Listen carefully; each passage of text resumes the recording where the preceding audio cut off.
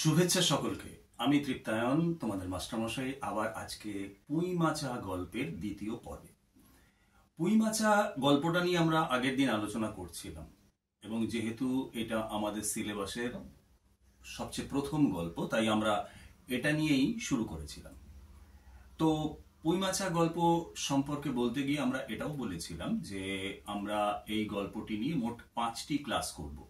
এই 5টি ক্লাসের মধ্যে আমরা প্রত্যেকটি অংশ যথার্থ ব্যাখ্যা করব, কারণ তোমরা যখন পরে প্রশ্নোত্তর তৈরি করবে বা প্রশ্নোত্তর দিকে আসবে, যখন প্রশ্নের উত্তর লিখবে, তখন স্বাভাবিকভাবেই তোমাদের চিন্তা ভাবনাটা পরিষ্কার হওয়া দরকার, যাতে তোমাদের মুখস্থর উপর নির্ভর করতে না হয় এবং বুঝে গেলে পরে নিজের ভাষায় নিজেই উত্তর দিতে পারো। সেটা একটা খুব গুরুত্বপূর্ণ দিক। সুতরাং আমি এটাও বলেছিলাম আগে যে গল্পের প্রত্যেকটা লাইনের মধ্যে কিন্তু গল্পের বক্তব্য বলা থাকে। গল্পের প্রত্যেকটা প্যারাগ্রাফের মধ্যে এক একটা বিষয় লুকিয়ে থাকে, এবং লেখক অর্থাৎ গল্প লেখক ঠিক কি বলতে চেয়েছেন সেটাও কিন্তু আস্তে আস্তে পরিষ্কার হতে থাকে। সুতরাং একটা গল্পকে পড়া মানে খুব গভীরভাবে পড়া, ব্যাখ্যা করে করে পড়া, তার বক্তব্য কি, তার প্লট কি, তার সাব প্লট কি, এগুলো আমি আগের দিনের ক্লাসে বলেছি। এবং সেই সাব প্লটগুলোকে কোন কোন চরিত্র সেগুলোকে প্রতিফলিত করছে, কোথায় কোথায় দ্বন্দ্ব দেখা যাচ্ছে, এবং সেই দ্বন্দ্বের মধ্য দিয়ে গিয়ে কোথায় ঠিক পৌঁছানো যাচ্ছে, অর্থাৎ লেখক ঠিক ব্যাখ্যাটা কি করতে চাইছেন, কি বার্তা দিতে চাইছেন, সেটাই হচ্ছে গল্পের মূল কথা। আবারও বলি, গল্প মানে কিন্তু শুধুমাত্র কোনো ঘটনা নয়। অর্থাৎ একটা ঘটনাকে প্রথম থেকে শেষ পর্যন্ত ক্রমশ সাজিয়ে দিলাম, যেটা আমি রোজ দেখছি বা দেখতে পাই না, সেটাই একটা গল্প হয়ে গেল, ব্যাপারটা তা না। গল্প কোনো প্রমোদ নয়, এন্টারটেনমেন্ট নয়। গল্পের মধ্যে একটা বক্তব্য থাকে, একটা বার্তা থাকে, আমাদেরকে সেটা বুঝে নিতে হয়। যাই হোক, তো পুঁই মাচা তো একটা বিখ্যাত গল্প, কথা সাহিত্যিক বিভূতিভূষণ বন্দ্যোপাধ্যায়ের। এবং সেই পুঁই মাচা গল্পের গতকালের যতটুকু পড়েছিলাম সেই বিষয়টাকে আমরা আগে একটুখানি ছোট্ট করে বলে নিই, তারপর আমরা তার পরবর্তী অংশে যাব। পুঁই মাচা গল্পে আমরা দেখেছিলাম যে একটা বাংলার গ্রাম, যে গ্রামটার মধ্যে খুব স্বাভাবিকভাবেই দরিদ্র সহায় হরি বাস করেন তার পরিবার নিয়ে। তার 3টি মেয়ে, তার বড় মেয়েটি প্রায় বিবাহযোগ্যা হয়ে গেছে তখনকার সমাজের পরিপ্রেক্ষিতে, তার প্রায় 13 বছর বয়স হলো, 13-14 এরকম একটা বয়স হলো। তার স্ত্রী আছে এবং খুব দারিদ্র্যের সঙ্গেই তাদের চলে। স্বাভাবিকভাবেই কোনো নির্দিষ্ট পরিমাণ কাজ করে কোনো উপার্জন করার মতো জায়গাটা সহায় হরির নেই, অন্তত সেই একেবারে প্রান্তিক একটা গ্রামে। চেয়ে চিনতে তার চলে, এখানে ওখানে সেখানে এটা চেয়ে ওটা চেয়ে, এর কাছ থেকে এটা পেয়ে ওর পেয়ে সেটা চলে। আর মেয়ের বিয়ে দেওয়ার ক্ষেত্রে তার কতগুলো বিষয় আপত্তি আছে। অর্থাৎ দারিদ্র থাকলেই যে তাকে যে কোনো পাত্রস্থ করতে হবে, যে কোনো পাত্রের সঙ্গে যোগাযোগ করে দিতে হবে এবং বিয়ে দিয়ে দিতে হবে, এই ব্যাপারটা সে মানতে পারে না। বরং তখনকার মেয়েরা বা ছেলেরা, তারা যে বাড়ির বাইরে গিয়ে প্রকৃতির সঙ্গে মেলামেশা করে এবং বাবাকে নানাভাবে সাহায্য করে, এবং আর্থিক পরিস্থিতিতেও প্রত্যক্ষ বা পরোক্ষভাবে তাদের একটা ভূমিকা থেকে যায় যে পরিবার পরিচালনা করার ক্ষেত্রে, এটাকে সে খুব পছন্দ করে। আবার বড় মেয়ে, সে কিন্তু খুব স্বাভাবিকভাবেই আর 5জন মেয়ের মতো কিন্তু কখনোই ওই বিবাহ বন্ধনে অল্প বয়সে আবদ্ধ হয়ে গিয়ে তাদের জীবনটাকে নষ্ট করতে চায় না, কারণ তারা অনেক কিছু দেখছে, শিখছে, এটাই তাদের সময়। কিন্তু গ্রামের লোক মানতে চায় না, কারণ তখনকার দিনে অনুশাসনটাই ছিল বড়, নিয়মটাই ছিল বড়, যুক্তিটা অতটা কাজ করতো না। পিছিয়ে পড়া এই গ্রামে যেহেতু বড় মেয়ের বিয়ে হচ্ছে না, অর্থাৎ খেন্তির বিয়ে হচ্ছে না, সেহেতু তাকে সবাই এক ঘরে করে দেওয়ার জন্য পরিকল্পনা করে। তো এর মধ্যেই দেখা যায় যে চেয়ে চিনতে ওই 3 বোন কোথা থেকে কিছু পুঁই ডাঁটা নিয়ে এসেছে, চিংড়ি মাছ নিয়ে এসেছে। তার মা সেটাকে মানতে চাইছে না, সেটাকে ফেলে দিয়ে আসতে বলছে। অপরের কাছ থেকে নেওয়া কোনো কিছুকে নিয়ে নিজের সংসার পরিচালনা করা, এ ব্যাপারটা কিন্তু চাইছে না। সেইখানেই তাদের সঙ্গে তাদের সবচেয়ে বড় দ্বন্দ্ব। তার সঙ্গে সঙ্গে যে ব্যাপারটা থাকছে সেটা হচ্ছে যে স্বামীর সন্তানদের প্রতি এরকম একটা দুর্বলতা, সন্তানরা যা চায় সেটাকেই প্রশ্রয় দেওয়াটাকে একটা আশকারা মনে করে। এইরকম একটা পরিস্থিতি যখন তৈরি হয়েছে, তখন শেষ দৃশ্যে যেটা দেখা যাচ্ছে সেটা হচ্ছে পুঁই ডাঁটাগুলোকে ফেলে দিতে বলেছে, চিংড়ি মাছকে ফেলে দিতে বলেছে। ছোট মেয়েটি সেগুলো নিয়ে যাচ্ছিল বাইরে ফেলতে, এবং যখন ফেলতে যাচ্ছিল তখন তার হাত থেকে কিছু পুঁই ডাঁটা পড়ে গেছে চিংড়ি পড়ে গেছে ইত্যাদি। এই জায়গাটাতে আমাদের গল্পকাল শেষ হয়েছিল এবং সেই গল্পের প্রত্যেকটা লাইনের ব্যাখ্যা আমরা করেছিলাম যে তার প্রত্যেকটা লাইনের মধ্যে এই চরিত্রগুলোর কোন দিক প্রকাশ পাচ্ছে, তৎকালীন সমাজ ব্যবস্থার কোন দিক প্রকাশ পাচ্ছে এবং সেই সমাজ ব্যবস্থার পরিপ্রেক্ষিতে কোথায় কোথায় দ্বন্দ্ব তৈরি হচ্ছে, সেই দ্বন্দ্বগুলো মানে কোথায় কোথায় সংঘাত তৈরি হচ্ছে, মানসিক সংঘাত, সামাজিক সংঘাত, পরিবেশগত সংঘাত, এই সংঘাতগুলো তৈরি হচ্ছে, সেই সংঘাতগুলো কালকে আমরা দেখিয়েছিলাম। আজকে তার পরের অংশটা আমরা আসছি। আবার একটু চোখ বন্ধ করো, করে একটু কনসেন্ট্রেট করে নাও, করে নিয়ে আবার গল্পের দ্বিতীয় পর্যায়ে আসো। গল্পের দ্বিতীয় পর্যায়ে শুরুটাতে আমরা কি দেখতে পেয়েছি? আমরা গল্পের দ্বিতীয় পর্যায়ে দেখতে পাচ্ছি যে মা চিৎকার করে বলে দিয়েছে যে ওই কোন খুড়ো কি মানে পুঁই ডাঁটা দিয়ে দয়া করেছে বা কারোর কাছে জোর করে চিংড়ি মাছ নিয়ে আসা হয়েছে ভুলিয়ে ভালিয়ে, এগুলো কোনো পরিবার চালানোর পদ্ধতি না। এরকম চেয়ে চিনতে জীবন কাটানোটা খেন্তির মা অর্থাৎ সহায়রী স্ত্রী মানতে পারেন না। তিনি ধমক দিয়েছেন এবং বলেছেন এগুলোকে ফেলে দিয়ায়, এবং ছোট্ট মেয়েটি মায়ের কথার অবাধ্য হতে না পেরে অনেকটা ভয় পেয়েই সে ফেলে দিতে যাচ্ছে। এমন সময় সহায়হরি একবার তার বড় মেয়ের দিকে তাকায়। বড় মেয়েটি পুঁই ডাঁটা ভারী ভালোবাসে। খাবার দাবার বলে শুধু নয়, পুঁই ডাঁটা যে তার কাছে শুধু একটা খাবার, একটা উৎকৃষ্ট খাবার, একটা উপাদেয় খাবার, তা নয়। আসলে পুঁই হচ্ছে বড় মেয়ে অর্থাৎ খেন্তির একটা জীবন। সে সেই উদ্ভিদটাকে ভালোবাসে।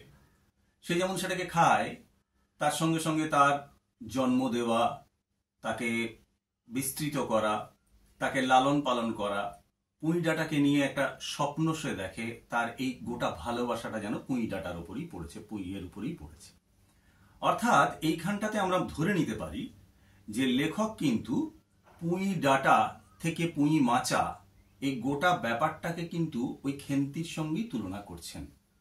অর্থাৎ মুক্ত প্রকৃতির বুকে একটা গাছ যেমন নিজের মতো বেড়ে ওঠে, তাকে যেমন শাসন করার কেউ নেই, সে নিজের মতো বেড়ে ওঠে, নিজের মতো ছড়িয়ে যায়, নিজের মতো আকাশকে দেখে, নিজের মতো পাখিকে দেখে, নিজের মতো বাড়তে থাকে, নিজের মতো আবার গুটিয়ে নেয় নিজেকে। এই যে স্বাধীনতা, জন্মের পর থেকে এই যে একটা স্বাধীনতা, যে স্বাধীনতাটা প্রত্যেক মানুষের জীবনে দরকার, সেই উদ্ভিদের স্বাধীনতাটাই যেন আমরা খেন্তির মধ্যে দেখতে পাচ্ছি। খেন্তিও যেন একটা পুঁই ডাঁটার জন্ম, তার মতোই জন্ম নিয়েছে, একটা পুঁই ডাঁটার বেড়ে ওঠা, তার মতোই বেড়ে উঠছে। কিন্তু এই একটা জায়গায় সমস্যা দেখা দিচ্ছে যে পুঁই ডাঁটা যেমন বা পুঁই গাছ যেমন নিজের মতো বেড়ে যাচ্ছে, চারদিকে ছড়িয়ে যাচ্ছে, নিজের ইচ্ছে মতো স্বাধীনভাবে নিজে তার অস্তিত্বকে প্রমাণ করছে, সেটা কিন্তু খেন্তির ক্ষেত্রে হচ্ছে না। কারণ পুঁই ডাঁটার কোনো সমাজ নেই, খেন্তির একটা সমাজ আছে। সেই সমাজের পরিপ্রেক্ষিতে খেন্তির সঙ্গে সবসময় একটা দ্বন্দ্ব বাজছে, সেটা হচ্ছে স্বাধীনতা এবং ডমিনেশন অর্থাৎ দমন, এক ধরনের দমন, দমন করে রাখা, অনুশাসনের চাপে দমন করে রাখা, এই দুটোর মধ্যে দ্বন্দ্ব বাজছে। যাই হোক, যখন ছোট মেয়েটি সবকিছু নিয়ে চলে গেল বাইরে ফেলে দেবে বলে, তখন দেখা গেল যে সহায়হরি তার বড় মেয়ের দিকে একবার তাকান। দাওয়ার কাছে দাঁড়িয়েছিল। দাওয়া কেমন, কি বিষয়, কোথায় কি আছে, কোথায় চণ্ডীমণ্ডপ, কোথায় পুকুর, কোথায় কি, আমি কালকে বলেছি।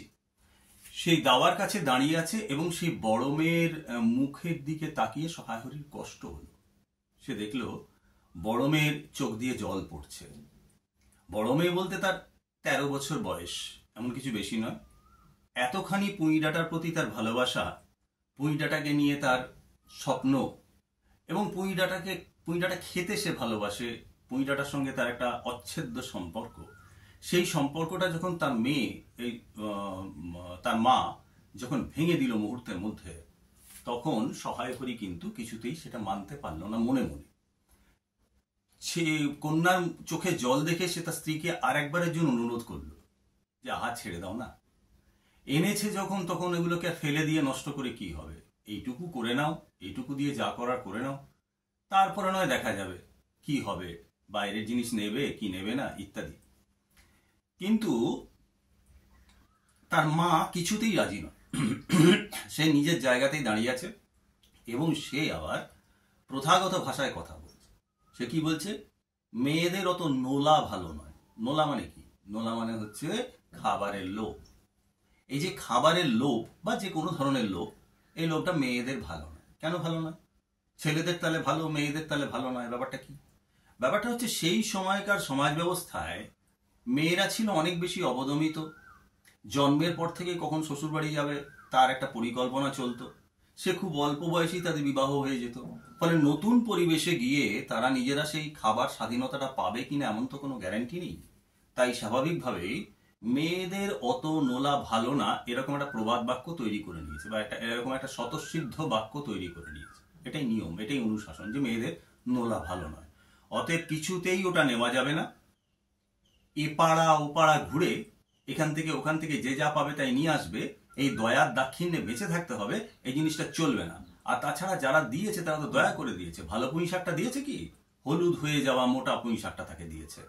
এবং চিংড়িটা নয় জোর করে নিয়ে এসছে, আগে 2 পয়সা ধার ছিল তার বাবার, সেই ধারটা শোধ না করেও বুঝিয়ে বাঁচিয়ে কোনো রকমের ছলে বলে কৌশলে চিংড়ি মাছটা নিয়ে এসছে। সুতরাং এগুলো কিছুতেই খেন্তি মা অর্থাৎ সহায় হরি স্ত্রী কিছুতেই সেটা গ্রহণ করতে পারছে না। সে তার জায়গায় অনড় রইল। যখন অনড় রইল তখন স্বাভাবিকভাবেই ছোট মেয়েটি বেরিয়ে গেল। বেরিয়ে গিয়ে সে পেছনে যে একটা জঙ্গল ছিল সেই জঙ্গলে সেগুলি ফেলে দিল। কিন্তু ছোট মেয়ে তো, অত পুঁইডাটা সে একসঙ্গে নিয়ে যাবে কি করে? ফলে তার হাত থেকে কিছু পুঁইডাটা উঠোনের এখানে ওখানে পড়ে গেল, কিছুটা গাদায় গিয়ে পড়লো, ছাই ফাই রাখা থাকে যেখানে সেইখানে গিয়ে পড়লো, কিছুটা পায়ের কাছে পড়লো, কিছুটা এদিক ওদিক পড়ে গেল। আর ওই যে পাতায় মোড়া চিংড়ি মাছ, সেই চিংড়ি মাছটা পড়ে গেল বা চিংড়ি মাছটা থেকে গেল। এই পরিস্থিতিতে সহায় হরি দেখল যে আর বেশি তর্ক বাড়ালে সেটা ঠিক হবে না। অর্থাৎ বেশি তর্ক করতে গেলে সেটা হিতে বিপরীত হবে। কেননা এ দ্বন্দ্বটা তো আমি আগেই বলেছি, এই দ্বন্দ্বটা তো কোনো স্বামী স্ত্রীর দ্বন্দ্ব নয়, এই দ্বন্দ্বটা দুটো মানুষের দ্বন্দ্ব নয়, এটা দুটো সমাজের দ্বন্দ্ব। অর্থাৎ সহায় হরি যেটা চাইছে সেটা হচ্ছে স্বাধীনভাবে বাঁচার প্রতি তার সমর্থন। মানুষ নিজের ইচ্ছে মতো বাঁচবে, সে ছোট মেয়েই হোক আর পরিণত পুরুষই হোক, সে নিজের মতো বাঁচবে, এই যে একটা চিন্তাধারা। এবং তার সঙ্গে সঙ্গে সামাজিক অনুশাসন, 13 বছরের মধ্যে বিয়ে দিয়ে দিতে হবে, এটা করা চলবে না, ওটা করা চলবে না, মেয়েদের অত নোলা ভালো না, এই যে অনুশাসনমূলক প্রাচীন সমাজ, এই সমাজ দুটো দ্বন্দ্ব। কিন্তু এই দ্বন্দ্বে সহায় হরি সংখ্যালঘু, তাকে সমর্থন করার খুব কিছু নেই, কেউ নেই। কারণ সেই সময়টা এত বেশি উন্নত ছিল না, চিন্তা ভাবনার দিক থেকে এতটা এগোয়নি। সুতরাং সেই সমাজ ব্যবস্থার মধ্যে দাঁড়িয়ে ও যে একা লড়াই করে সমস্যাটা সমাধান করতে পারবে না, এবং পারবে না শুধু তাই না, সেটা যে হিতে বিপরীত হবে, আরো বেশি খারাপের দিকে যাবে, সেইটা ভেবে নিয়ে সে ঠিক করলো যুদ্ধবিরতি। অর্থাৎ আর ঝগড়া করবে না স্ত্রীর সঙ্গে, বা স্ত্রীকে কিছু বোঝানোর চেষ্টা করবে না। তাহলে করণীয় কি? 3 বোন যেমন বেরিয়ে গেল, সহায় হরিও ধীরে ধীরে উঠোন ধরে ধরে ফটক দিয়ে বেরিয়ে গেল। এরপরে দেখা গেল অদ্ভুত একটা শূন্যতা, কোথাও কোনো আওয়াজ নেই, কিছু নেই। ওই বাড়িটার মধ্যে, অর্থাৎ ওই মাটির বাড়ি, ওই দাওয়া, ওই উঠোন, ওই কাঁঠাল গাছ, ওই পুঁই মাচা তৈরি করার যে খাঁচা, সেই খাঁচা, ওই রান্নাঘর, ওই বাতা, ওই সমস্ত কিছুর মধ্যে তখন একা একমাত্র সহায় হরি স্ত্রী অর্থাৎ খেন্তির মা রয়েছে। এখন একা থাকলে মানুষের মধ্যে অনেক চিন্তা ভাবনা কাজ করে। হঠাৎ খেন্তির মার মনে হলো যে গত বছর যখন অরন্ধন ছিল, অরন্ধন জানো তো? অরন্ধন মানে হচ্ছে রান্না না হওয়া। নানা উৎসবে, নানা পরিস্থিতিতে মানুষ উৎসব হিসেবে এটাকে পালন করে, ধর্মীয় অনুশাসন হিসেবেই পালন করে একরকম, যে কোনোভাবে একদিন পুরো না খাওয়া, পরের দিন খাওয়া, পেট ভরে খাওয়া। গত বছর যখন অরন্ধন চলছিল সেই সময় কিন্তু খেন্তি তার মাকে বারবার বলেছিল যে অরন্ধনের পর যখন রান্না হবে তখন যেন পুঁই রান্না হয়, এবং সেই পুঁইয়ের অর্ধেকটাই সে খাবে, বাকিটা যারা যারা আছে তারা খাবে। এটা একটা ছোট শিশুর দাবি, একটা শিশুর দাবি, সে এতখানি ভালোবাসে, সে বলতে চাইছে যে যতটা পুঁই হবে তার অর্ধেকটা সে খাবে, বাকিটা অন্যরা খাবে। সুতরাং পুঁইয়ের প্রতি তার এই যে ভালোবাসা, এই ভালোবাসাটা হঠাৎ যেন মায়ের হৃদয়ে এসে আঘাত করল। এত বড় বড় কথা, সামাজিক কথা, অনেক রকমের কঠিন কঠিন কথা সে তার স্বামী সহায়রীকে শুনিয়েছে, মেয়েদেরকে শুনিয়েছে, মেয়েদের মাথায় সামাজিক বোধ জাগ্রত করার চেষ্টা করেছে, কিন্তু মায়ের মন একটু দুর্বল হয়ে গেল। সে ভাবলো, আহারে, মেয়েটা খেতে চেয়েছে, আমি এরকম বলে দিলাম। ফলে সেও কিন্তু সেই দ্বন্দ্বে ভুগতে শুরু করলো। ইচ্ছা এবং স্বাধীনতা এবং তার সঙ্গে অনুশাসন, এই সমস্ত মান অপমান বোধ, আত্মমর্যাদা, এসবের মধ্যে একটা দ্বন্দ্ব তার মধ্যেও শুরু হলো। সে কিছুটা দুর্বল হয়ে পড়লো মেয়ের উপরে। তখন অনুশাসন থেকে শুরু করে তার যাবতীয় চিন্তা ভাবনা এবং নোলা ভালো কি ভালো না, মেয়েদের খাবার ভালো কি ভালো না, নিয়ম না মেনে ঘরের বাইরে ঘুরে বেড়ানো, লোকের কাছ থেকে চেয়ে নিয়ে আসা ভালো কি ভালো না, এক মুহূর্তের মধ্যে সবকিছু তার মাথা থেকে বেরিয়ে গেল। শুধুমাত্র একটাই জিনিস জেগে রইল, সেটা হচ্ছে সন্তান স্নেহ। অর্থাৎ এখানে কিন্তু ওই সমাজের একজন মহিলা বা একজন রমণী বা একজন গৃহ পরিচালিকা তার চেয়ে বড় হয়ে উঠল একজন মা। সেই মা যখনই খেন্তির কথা ভাবতো, তখন তার মনে হলো, আহারে, এনেছে যখন, তখন আজকে করে দিই বলে সে চলে গেল উঠোনের দিকে। এবং উঠোনের দিকে গিয়ে যেখানে যেখানে যেটুকু পড়েছিল পুঁই ডাঁটাগুলো, সেগুলো তুলে নিল। শুধুমাত্র ওই ছাইয়ের গাদা বা অন্যান্য ময়লা জায়গায় যেগুলো তুলেছিল সেগুলো তুলতে পারল না। তারপর সবার চোখের আড়ালে সে কিন্তু চিংড়ি মাছ দিয়ে পুঁই রান্না করে ফেলল। এবারে রান্না করে ফেলার পর দুপুরবেলা যখন দাওয়ায় 3 বোন খেতে বসেছে, তখন খুব স্বাভাবিকভাবেই সেই পুঁই চিংড়ি দেওয়া। সেই পুঁই চিংড়ি দেওয়াতে কিন্তু ভীষণ আনন্দ দেখা গেল। কার চোখে মুখে? খেন্তির চোখে মুখে। সে যেন একটা স্বর্গ পেয়েছে, সে যেন একটা অদ্ভুত আনন্দ পেয়েছে। এই আনন্দের কোনো ব্যাখ্যা হয় না, এই আনন্দকে ভাষায় প্রকাশ করা যায় না। আর ওর এই আনন্দ দেখে ওর মায়ের যেন চোখে জল চলে এলো। সে বলল যে, কিরে, আর একটু দেব? সেটা শুনে না দিও না এ কথা বলার প্রশ্নই নেই। শিশু মন, কখন কি হয়েছে সেইটাকে অভিমান বলে ধরে রাখারও কোনো গল্প নেই, সেটাকে অভিমান বলে আটকে রাখারও কোনো জায়গা নেই। সুতরাং সে যখন পুঁই চিংড়ি পেয়ে গেছে, মা যখন আবার বলেছে, সুতরাং সে পরিষ্কার জানিয়ে দিয়েছে, হ্যাঁ, আমি আরো নেব। তার মা তাকে আরো পুঁই চিংড়ি দিয়ে গেল, কিন্তু মুখটা ফিরিয়ে নিল। তার কারণ সবার অলক্ষ্যে তার মায়েরও চোখ দিয়ে জল পড়ছিল। অর্থাৎ কি ভালোবাসে মেয়েটা, অথচ তাকে দেওয়া যায় না নানা কারণে। শুধু যে নেই বলে দেওয়া যায় না তা না, পুঁই যে আনা যায় না তা না। আসলে সমাজ এবং সামাজিকতা এবং তার চারপাশের পরিস্থিতি তার মাথার মধ্যে সবসময় এমনভাবে কাজ করে, এমনভাবে ব্যস্ত রাখে, এমনভাবে আতঙ্কিত করে রাখে যে মেয়ের প্রতি ভালোবাসা দেখানোটাও যেন তার কাছে একটা খুব কঠিন ব্যাপার। যাই হোক, তবু তার চোখ দিয়ে জল পড়ল। সে একটু অভিনয় করার জন্য সরাসরি চলে গেল রান্নাঘরের দিকে। সেখানে চালের বাতা ছিল, মানে যেখানে চাল রাখা যায়, তার উপর ছিল লঙ্কার ঝুড়ি। সেইখান থেকে ঝুড়ি বের করার আছেলে সে চলে গেল। যাই হোক, খাওয়া দাওয়া তো হলো, সারাটা দিনও কেটে গেল। বিকেল বেলায় শুরু হলো গল্পের আর এক পর্ব। কালকে যে বলেছিলাম গাঁয়ের চৌধুরী বাড়ি, প্রভাবশালী, সেই চৌধুরী বাড়ির সঙ্গে সংযুক্ত একজন ছিল কালীময়। সেই কালীময় ছিল প্রভাবশালী। আর্থিক অবস্থা ভালো থাকুক আর না থাকুক, জাতি এবং তার গোত্র, এই সমস্ত বিষয়ে তার একটা এমন সামাজিক অবস্থান ছিল যে অনুশাসন দেওয়া এবং অনুশাসনকে নিয়ে চলার যে প্রথা, সেই প্রথাকে একেবারে প্রতিষ্ঠিত করার জন্য সে ছিল বদ্ধপরিকর। ডেকে পাঠালো সহায়রীকে। কোথায়? সেই চণ্ডী মণ্ডপে, যেখানে কালী পুজো হয়। অর্থাৎ আমি আগেই বলেছিলাম যে ওদের ঘর থেকে বেরিয়ে পড়ে ডান দিকে পুকুর ঘাট পড়ে, আর বাঁ দিকে গেলেই চণ্ডী মণ্ডপ, সেখানে কালীময় বসবে। লোকজন ডেকে নিয়ে সহায়রীকে ডাকা হলো। তার বিচার হবে না কি হবে, আগে থেকেই তারা পরিকল্পনা করেছিল ওকে এক ঘরে করে দেওয়া হবে। সেটা তোমরা গল্পের আগের দিনের পর্যায়ে শুনেছ। কালীময় তাকে ডেকে নানা গল্প শোনাতে শুরু করলো। বলল, দেখো বাবা সহায়রী, যেটা করছো সেটা ঠিক করছো না। 13 বছরের মেয়ে, এটা বলতে গিয়ে সহায়রী বাধা দিল। কোথায় 13? কোথায় হয়েছে? 13 হতে এখনো দেরি আছে। আরে ছাড়ো, 13 আর 16 একই ব্যাপার। সে 13 হোক, 16 হোক, 20 হোক, 50 হোক, ওইসব আমার দেখার দরকার নেই। কালিময়ের বক্তব্য হচ্ছে, আমি শুধু একটাই কথা বলতে চাই, সেটা হচ্ছে বয়স হয়ে গেছে, বিবাহযোগ্যা মেয়ে, তাকে এরকম ঘরে রাখাটা ঠিক না। অনুশাসন তাই মানে না। আজকাল তো অনেকেই অনেক কিছু মানে না, কিন্তু তাতে খুব খারাপ হয়।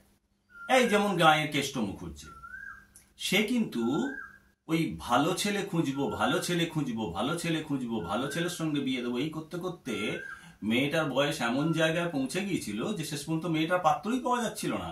কারণ অত বয়সের মেয়েকে, মানে 15-16 বছর হয়ে গেলে আর কেউ বিয়ে করবে না। সামাজিক বিধান হচ্ছে এটা। মেয়েদের মানে ব্যাপারটাই হচ্ছে জন্মের পরেই বিবাহের প্রস্তুতি, এবং তারপর তাকে শ্বশুরবাড়ি চলে যেতে হবে। তো এই পরিস্থিতিতে কেষ্ট মুখুজ্জের ব্যাপারটা দেখলে তো সহায় হরি। কেষ্ট মুখুজ্জে খুঁজে খুঁজে গেল, অথচ 2 পয়সার মুরদ নেই। ভালো ছেলে পেতে গেলে ভালো টাকা থাকতে হয়, ভালো সম্পত্তি থাকতে হয়, ভালো সামাজিক স্তর থাকতে হয়, অর্থাৎ স্ট্যাটাস থাকতে হয়। সেসব নেই, অথচ মেয়ের জন্য ভালো পাত্র খুঁজবো, ভালো পাত্র খুঁজবো করতে করতে মেয়ের বয়সটা বাড়ালো। তারপর তো সবাই মিলে গিয়ে হরির ছেলেটাকে কোনো ক্রমে ওর গলায় দিল। হরির ছেলের সঙ্গে ওর বিয়ে হলো, কোনো রকমে মান সম্মান বাঁচলো, সামাজিক অবস্থান বাঁচলো, সবকিছুই বাঁচলো। কিন্তু তুমি কি করলে সহায় হরি? তোমাকে তো পাত্র এনে দিয়েছিলাম। কোথার থেকে পাত্র এনে দিয়েছিল? কালিময় ওকে পাত্র এনে দিয়েছিল মণিগ্রাম থেকে। মণিগ্রাম ওদের গ্রাম থেকে বেশ কিছুটা দূরে। সেখানে শ্রীমন্ত মজুমদার বলে একজন বেশ প্রভাবশালী মানুষ আছেন, ব্যবসায়ী মানুষ, যার অর্থ আছে, যার সামাজিক প্রতিপত্তি আছে। তার ছেলের সঙ্গে একটা সম্পর্ক এনে দিয়েছিল। যদিও লোকে এই কথাটা বলছে যে এই সম্পর্কটা এনে দেওয়ার পেছনেও কালিময়ের একটা উদ্দেশ্য ছিল, কারণ তখনকার সামাজিক পরিস্থিতিতে এই উদ্দেশ্যটা থাকতো।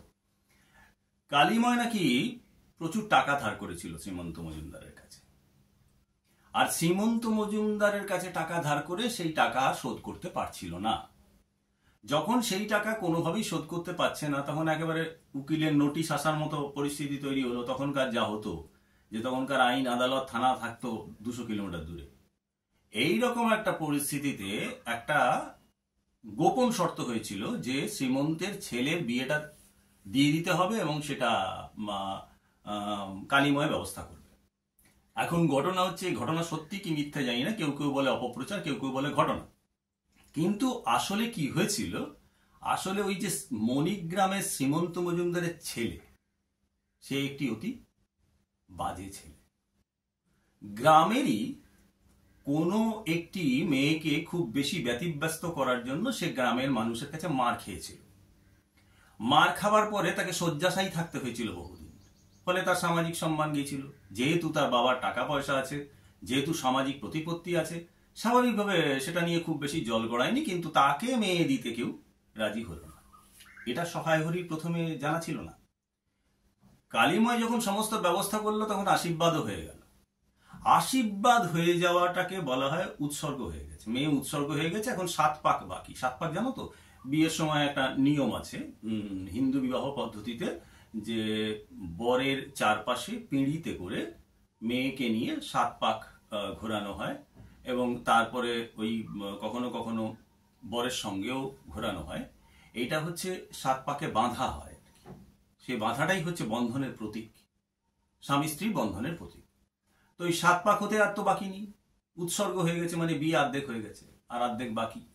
সেই সময় সহায় হরি খবর পায় যে শ্রীমন্ত মজুমদারের ছেলের আসল কাণ্ডটা কি, আসল কৃতিত্বটা কি। যখন সে এটা জানতে পারে, তখন সে তৎক্ষণাৎ বিয়ে ক্যান্সেল করে দেয়।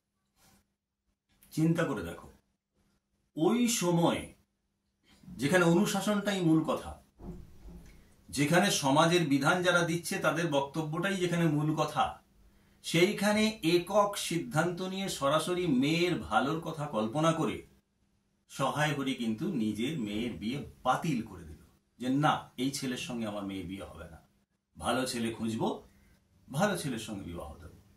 এইরকম একটা পরিকল্পনা করা হয়েছিল। তো সেই বিষয়টাই আবার মনে করিয়ে দিচ্ছে কালিময়, যে তুমি তো উৎসর্গ করা মেয়ে, সেই মেয়ের বিবাহ বাতিল করে দিলে। এখন কি ব্রাহ্মণের আঁতে ঘা মারতে চাও? আমাদের কি কোনো মান সম্মান নেই? আমাদের কি কোনো প্রতিষ্ঠা নেই? আজকে যদি নিয়ম এবং অনুশাসনের বাইরে তুমি চলতে চাও, তাহলে পরিস্থিতিটা কি হবে বুঝতে পারছো তো? সুতরাং সেই পরিস্থিতি থেকে তোমাকে যদি কোনো রকম ভাবে বেরিয়ে আসতে হয়, তাহলে তোমার মেয়ের বিয়েটা দিতেই হবে। তুমি সেটা তাড়াতাড়ি দাও। এই সব নানা ভানা কথা তাকে উপদেশ দেওয়া হলো এবং পরোক্ষে একটা হুমকিও দেওয়া হলো, এরপরে এক ঘরে করে দেওয়া হবে। যদিও আগের দিন আমি দেখেছি, তোমরাও দেখেছো পড়তে গিয়ে, যে ইতিমধ্যে এক ঘরে হয়েই গেছে, সাধারণ মানুষ এক ঘরে করেছে তাকে। যদিও সেই এক ঘরে করাটা নির্দেশে সমাজপতিরা বলেছে তাই করেছে। নিজেরা সবাই যেহেতু একই স্তরের, সবাই সবাইকে বোঝে অসুবিধাটা কোথায়, যন্ত্রণাটা কোথায়, তাই লুকিয়ে লুকিয়ে ওই খান্তির হাতে কিন্তু পুঁই ডাঁটা যেমনই হোক সেটাও লোকে দেয়, আবার চিংড়ি মাছও লোকে দেয়।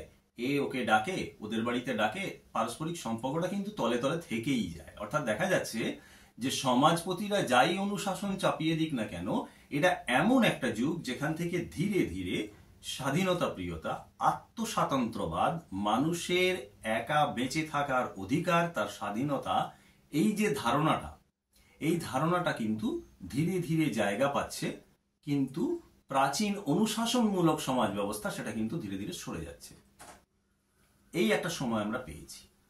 এই জায়গাটা অতি গুরুত্বপূর্ণ, তোমাদের একটু বুঝতে হবে এটা হলো কি করে। আগেকার দিনে ধর্মই সব নিয়ন্ত্রণ করত, ধর্মীয় অনুশাসন নিয়ন্ত্রণ করত।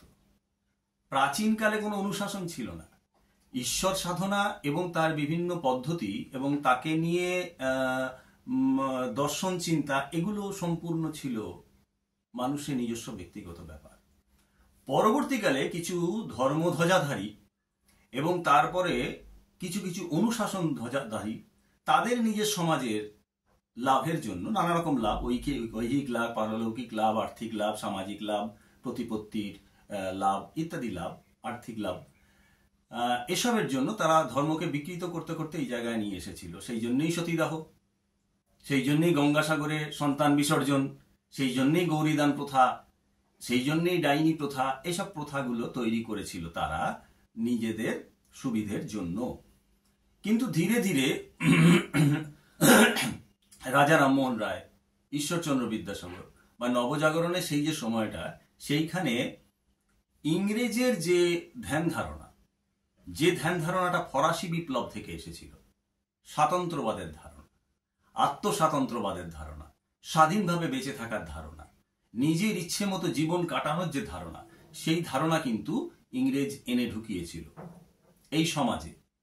এবং সেই ধারণাগুলোকে প্রতিষ্ঠিত করার পেছনে রাজা রামমোহন রায়, ব্রাহ্ম সমাজ, তারপরে আরো প্রগতিশীল কিছু মানুষের অবদান ছিল, বাঙালি তারা। এবং সেই অবদানের সঙ্গে সঙ্গে শিক্ষার বিস্তার ক্রমশ এমন একটা জায়গায় পৌঁছেছিল যে আস্তে আস্তে দেখা যাচ্ছিল যে এই আত্মস্বতন্ত্রবাদের ধারণা, সেই ধারণাটা কিন্তু ধীরে ধীরে প্রতিষ্ঠিত হতে যাচ্ছে।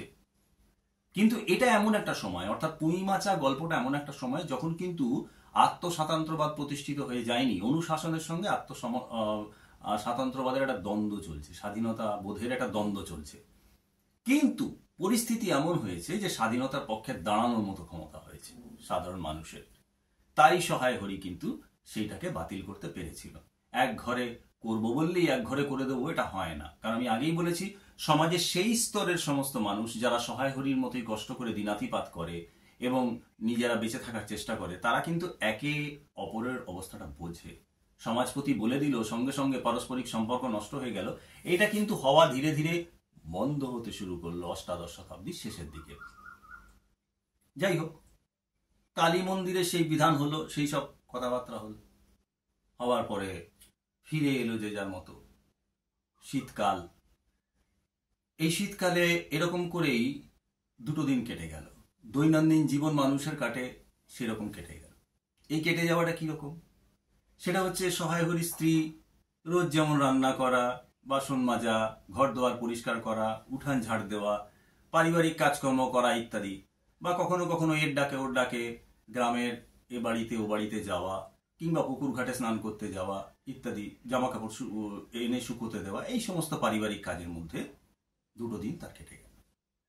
সহায় হরির যেমন দিন যায় তেমন সকালবেলা উঠে বেরিয়ে যাওয়া, তামাক খাওয়া, তামাক খেয়ে সকালবেলা উঠে বেরিয়ে যাওয়া, বেরিয়ে গিয়ে এখানে ওখানে ঘোরা, কোথায় কি পড়ে আছে যার মালিকানা নেই সেই সব খাবার দাবারগুলো খুঁড়ে খাড়ে এনে বের করা, অথবা এর কাছে ওর কাছে বুঝিয়ে বা দয়ার দান নিয়ে আসা ঘরে, যেগুলো দিয়ে রান্না হবে, খাওয়া দাওয়া হবে ইত্যাদি হবে, সেই কাজে সে ব্যস্ত হয়ে রইল। আর এই তিন বোন কিন্তু তারাও ঘরের বাইরে বেরোতো, তারা কিন্তু প্রকৃতির সঙ্গে মিলেমিশে থাকতো। এটা বিভূতিভূষণের গল্পে কিন্তু বরাবর দেখা গেছে। যদি পথের পাঁচালী পড়ো বা পথের পাঁচালীকে পড়ে থাকো বা জেনে থাকো, তাহলে দেখবে অপু দুর্গার কিন্তু প্রকৃতির উপরে একটা অদ্ভুত টান ছিল।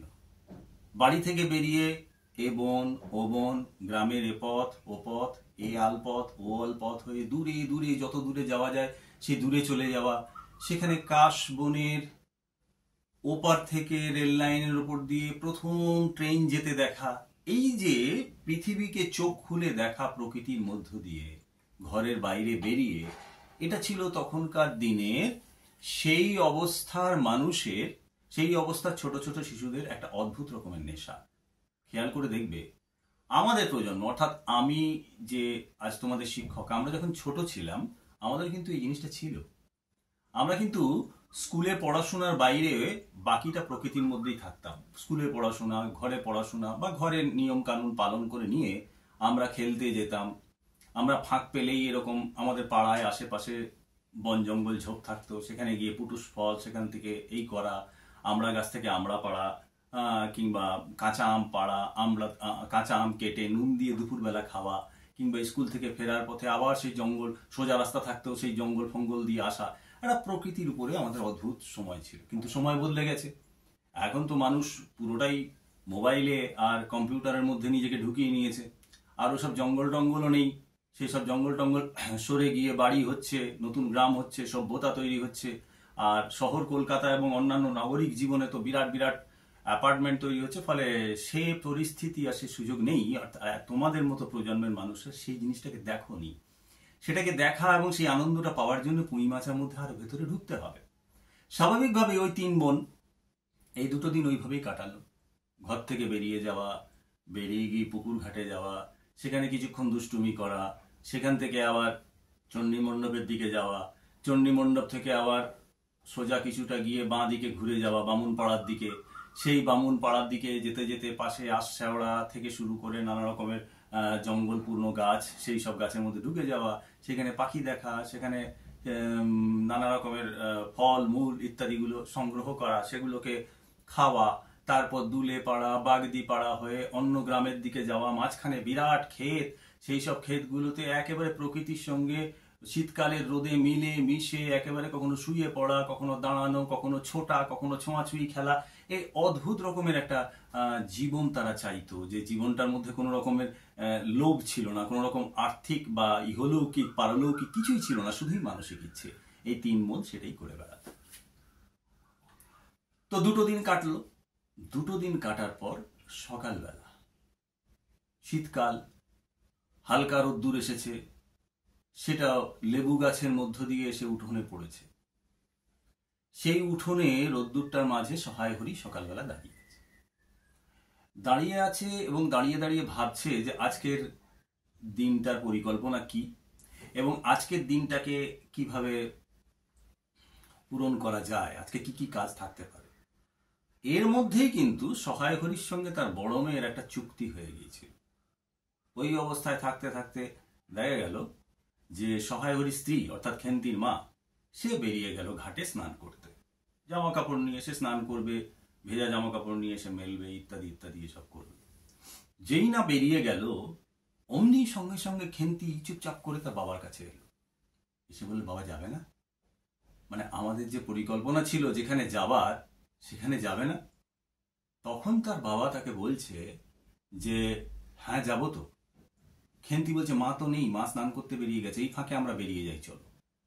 অর্থাৎ পিতা এবং পুত্রী, পিতা এবং কন্যার মধ্যে যে অদ্ভুত রকমের একটা সম্পর্ক, ভালোবাসার, সেটা এখানে প্রকাশ পেল। কারণ আমি আগেই বলেছি যে মেয়ের স্বাধীনতা, মেয়ের ইচ্ছা, তাকে সম্পূর্ণ গুরুত্ব দিত সহায় হরি এবং নিজেও স্বাধীনতাবাদে, স্বাতন্ত্র্যবাদে, আত্মস্বাতন্ত্র্যবাদে বিশ্বাসী ছিল সম্পূর্ণ। সেই জায়গাটা দাঁড়িয়ে সে তখন বলল, ঠিক আছে, শাবলটা নিয়ে আয়। কোথায় শাবল আছে? শাবল কি কারণে দরকার? কারণ কোথাও বাপ বেটি যাবে, এবং গিয়ে তারা কিছু খোঁড়াখুড়ি করবে, এটুকু আমরা বুঝতে পারছি, নইলে শাবলের প্রয়োজন হয় না। তো এখন শাবলটা নিয়ে আসতে বলাতে খেন্তি শাবলটা নিয়ে এলো। অতটুকু ছোট মেয়ে অত ভারী শাবল নিয়ে আসাটা তার কাছে একটা খুব কঠিন ব্যাপার ছিল, সেটা ঠিকই, কিন্তু সেই শাবলটা সে নিয়ে এলো। তারপর সেই শাবলটা তুলে নিয়ে সহায় হরি তার মেয়েকে নিয়ে ধীরে ধীরে ধীরে ধীরে তার ফটক দিয়ে বেরিয়ে গেল।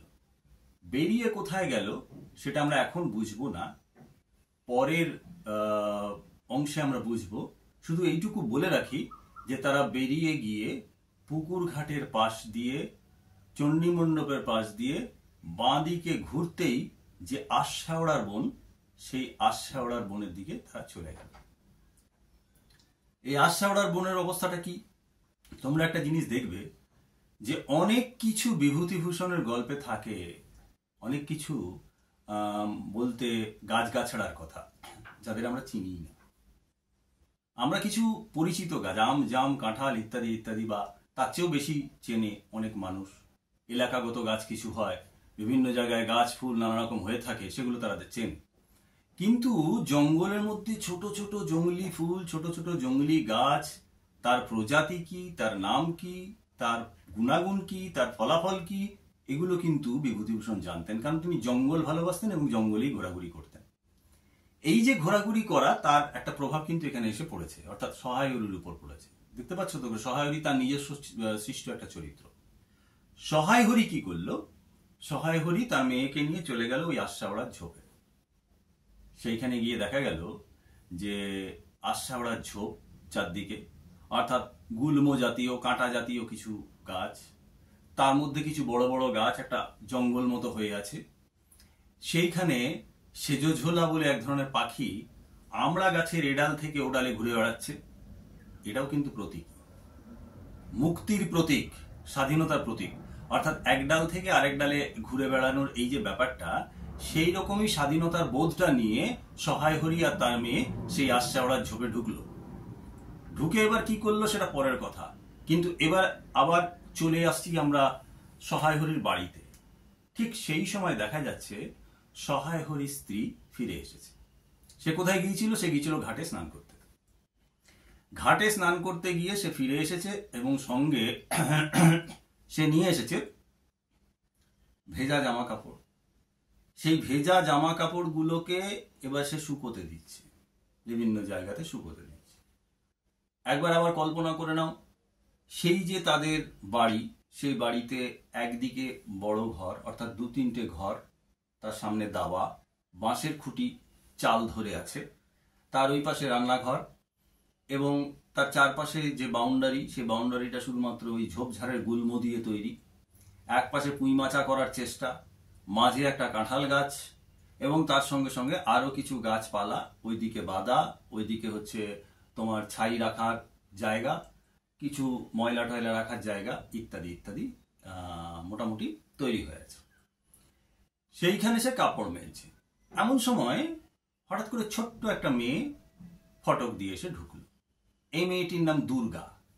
এ থাকে বামুনপাড়ায়, অর্থাৎ সেই বামুনপাড়ায় মুখার্জি বাড়ির মেয়ে দুর্গা। দুর্গা তার বাড়িতে এসে ঢুকলো।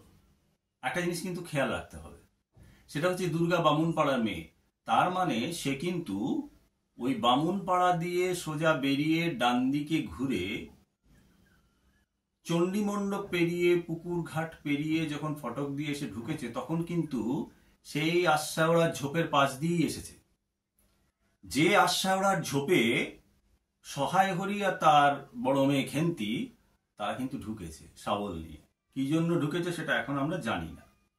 যাই হোক, ছোট্ট মেয়ে দুর্গা এসে সে খুড়িমাকে বলছে, অর্থাৎ খেন্তির মাকে বলছে যে তুমি কি একটু আমাদের বাড়িতে যাবে? আমার মা নবান্ন আর ইতু পুজোর ঘট ছোঁবে না, তুমি সেগুলো একটু জায়গা থেকে বের করে দিয়ে আসবে। অর্থাৎ দেখো, ব্রাহ্মণ পরিবারে অনেক রকম নিয়ম ছিল, এই অরন্ধনের দিন ছোবো না, অমুকের দিন অমুক করবো না, আজকের দিনে সেটা করবো না। কিন্তু এদিকে নবান্ন চলে আসছে, অর্থাৎ আমরা যেটাকে বলি পৌষ পার্বণ, শীতকালে সেটা চলে আসছে, সেটাও পালন করতে হবে, নতুন ধানের ব্যাপার। তার সঙ্গে সঙ্গে ইতু পুজো, সেই ইতু পুজোর ঘটগুলো সেগুলো আরো বেশি পবিত্র, সেগুলোকে ছোঁয়া উচিত হবে না। তো তুমি কি একটু যাবে, গিয়ে এটা করে দেবে? তখন দুর্গার কথায় কিন্তু না করতে পারলো না, এবং ছোট্ট দুর্গার কথায় রাজি হয়ে সহায় হরি স্ত্রী অর্থাৎ খেন্তির মা, সে বলল চল যাচ্ছি। ফলে সে কিন্তু দুর্গার সঙ্গে ধীরে ধীরে ফটক দিয়ে বেরিয়ে গেল দুর্গাদের বাড়ি যাওয়ার জন্য। সেখানে নবান্নের পাত্র সরাতে হবে এবং ইতু পুজোর ঘট সরাতে হবে। এইবারে সেইখান দিয়ে বেরিয়ে যাওয়ার পরে তোমরা স্বাভাবিকভাবেই কল্পনা করো যে সেই দরজা দিয়ে সে বেরিয়ে গেছে, বেরিয়ে গিয়ে আবার সেই পুকুর ঘাট চণ্ডী মণ্ডপ পেরিয়ে আবার বামুনপাড়ায় ঢুকছে আশাওড়ার ঝোপের পাশ দিয়েই। তাহলে এরপর কি হবে? ওখানেই তো ঢুকেছে বাপ বেটি, এরপর পরিস্থিতিটা কি হবে? আবার কি সেই সামাজিক দ্বন্দ্বে চলে আসবে? আবার কি খেন্তির মা একথা বলতে শুরু করবে যেগুলো করা অপরাধ? আবার কি এরকম ব্যবস্থা হবে যে ধিঙ্গি মেয়ে বাইরে ঘুরে ঘুরে বেড়াচ্ছে, তার বিয়ে হচ্ছে না, তার জন্য তার বাবা দায়ী? এই যে বিষয়টা, এই বিষয়টা সংঘাতের আরো কোন পর্যায়ে পৌঁছাবে সেটা আমাদের দেখতে হবে। আজকের কাহিনীতে আমরা শুধু এটুকুই দেখলাম, কালকের ঘটনার ধারাবাহিকতার পরিপ্রেক্ষিতে যে একটা সামাজিক সমস্যা রয়েছে, সেই সামাজিক সমস্যাটা হচ্ছে বিবাহজনিত সমস্যা। একটা দ্বন্দ্ব চলছে, আত্মস্বতন্ত্রবাদের সঙ্গে অনুশাসনবাদের দ্বন্দ্ব, দুটো সমাজের দ্বন্দ্ব। দারিদ্র রয়েছে, সেই সময়কার মানুষ কিভাবে জীবনাতিপাত করত সেই বিষয়টা সেখানে রয়েছে। প্রকৃতির সঙ্গে মিলেমিশে থাকার ব্যাপার রয়েছে। আর সাংঘাতিক ব্যাপার যেটা রয়েছে সেটা হচ্ছে পুঁই, অর্থাৎ পুঁই মাচা, পুঁই গাছ, যার আরেক নাম হচ্ছে খেন্তি। গল্পের এর পরের অংশ কি দাঁড়াবে, কোথায় দাঁড়াবে, ধীরে ধীরে গল্প কোন দিকে এগিয়ে শেষে কোথায় শেষ হবে, কি বার্তা পাবো আমরা শেষ মুহূর্ত পর্যন্ত, সেটা জানার জন্য তোমাদের আগামী ক্লাস পর্যন্ত অপেক্ষা করতে হবে। আমি তোমাদের আগেই বলেছিলাম যে কালকে যেটুকু পড়িয়েছি সেটুকু একবার পড়ে নাও। আজকে বলছি যেটুকু পড়ালাম সম্ভবত গল্পের তৃতীয় এবং চতুর্থ পৃষ্ঠা, সেটুকু পড়ে নেবে। পড়ে নিয়ে যে যে কথাগুলো বললাম সেগুলো ভাববে। আর হ্যাঁ, অবশ্যই এই ক্লাসগুলোকে পেতে গেলে যখন এই ভিডিওটা দেখছো তখন দেখবে ওপরে ফলো বলে একটা বাটন আছে, সেইখানে হাত দিয়ে রাখবে। তাহলে স্বাভাবিকভাবেই যখনই ভিডিও আপলোড হবে তখন তোমার কাছে নোটিফিকেশন পৌঁছে যাবে এবং তুমি স্বাভাবিকভাবেই ক্লাসগুলি করতে পারবে। আজকের মতো এখানেই ক্লাস শেষ করছি, আবার কালকে আসবো। ততক্ষণ পর্যন্ত পুঁই মাচার মধ্যে থাকো, পুঁই মাচাকে নিয়ে ভাবো, খেন্তিকে নিয়ে ভাবো, সেই সময়কার সমাজকে নিয়ে ভাবো, এবং তোমার এই ভাবনা চিন্তা তোমার কাছে পরিষ্কার হয়ে যাবে। আগামী দিনে দেখবে প্রশ্নের উত্তর লিখতে গেলে তোমাকে মুখস্থ করতে হবে না। আজকের মতো এখানেই ছুটি।